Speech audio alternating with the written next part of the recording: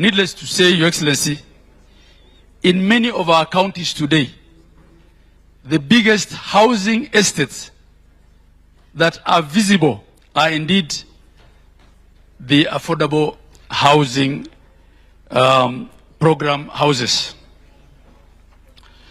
In the area of roads,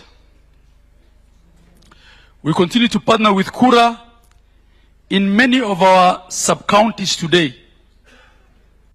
We're seeing tarmac road for the first time in many, many places. In fact, nearly all the constituency headquarters today can boast of some kilometers of tarmac.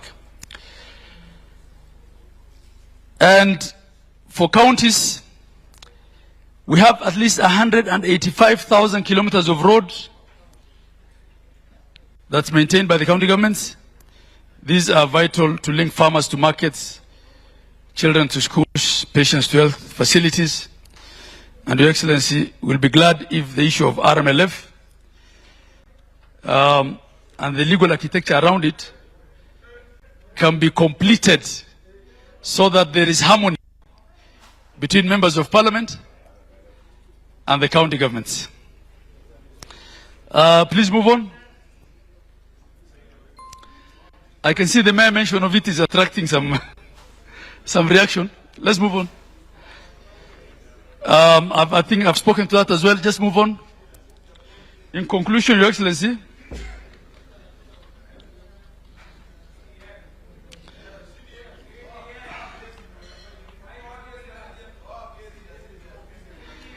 Your Excellency,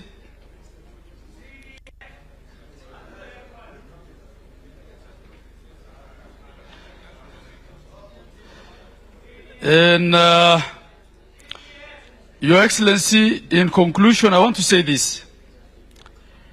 As we've been told by my party chair, Gladys Wanga,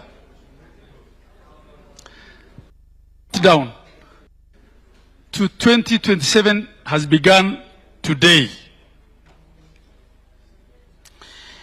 And Your Excellency, I began by saying that governors usually feel a bit shy, saying that, national government has done this and that. But I've also said before that as a council, we're not the official opposition. In any case, the official opposition today is ODM, and they're here with us. I think for this 1 year as governors, to be fair, that we speak more of the collaboration that we've had with the national government and what we've achieved with respect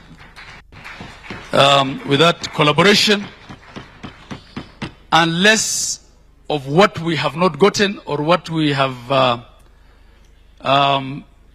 through real perception been denied.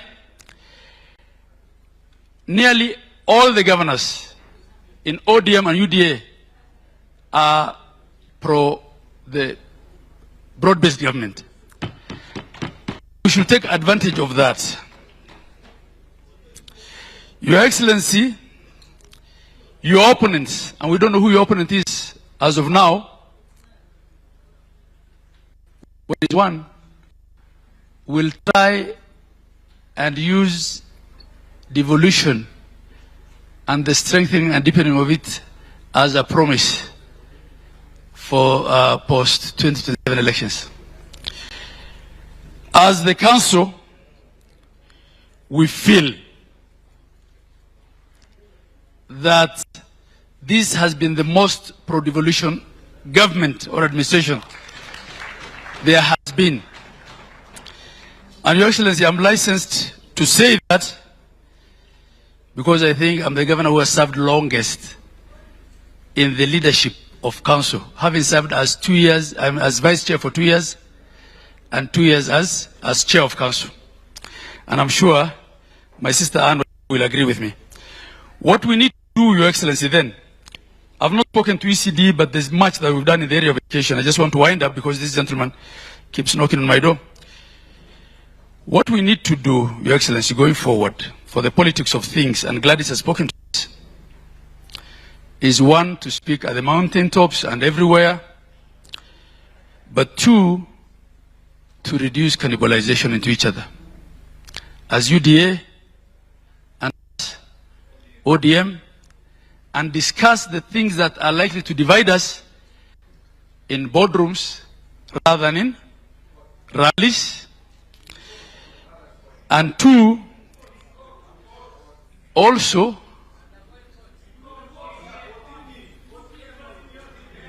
I don't see why ODM and UDA will take each other. Let us have some order. Let me go on. No, everybody will have a chance. I'm not talking about county governments and national governments. I'm talking about UDA and ODM. I don't know whether ODM has taken UDA to court. I'm not aware. To Your Excellency, also, we need to reduce the so-called kingpin fights, especially in places where broad-based government has a lot of support. In fact, in those places, Your Excellency, what's likely to hurt us more is this kingpin fights than the opposition.